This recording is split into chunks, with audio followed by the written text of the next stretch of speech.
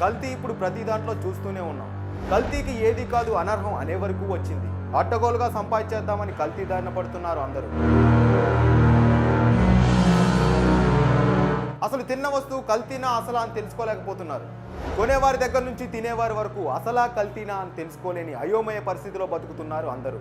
అంతెందుకు, తిన్న తర్వాత బాగుంటే కల్తీ లేదు, ఏమైనా అయితే కల్తీ చేశారు అనే నిర్ధారణకు వస్తున్నాం. నీళ్లు కల్తీ, పాలు కల్తీ, నెయ్యి కల్తీ, ఉప్పు కల్తీ, పప్పు కల్తీ, ఇలా చెప్పుకుంటూ పోతే ఎన్నో. అన్నిటి మీద కల్తీ దందా. అదే కల్తీ మాఫియా విరుచుకుపడుతోంది. కలికాలం కదా అనుకునేరు, కాదు కల్తీ కాలం.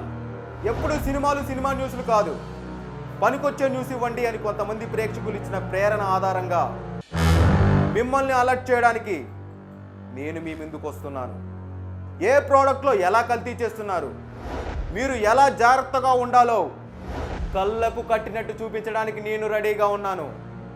ప్రతి మంగళవారం సాయంత్రం 4 గంటలకి మేము పోస్ట్ చేసే వీడియోను చూసి మీరు, మీ చుట్టుపక్కల వాళ్ళు, మీ ఎదురింటి వాళ్ళు, పక్కింటి వాళ్ళు అందరినీ అలర్ట్ చేయండి.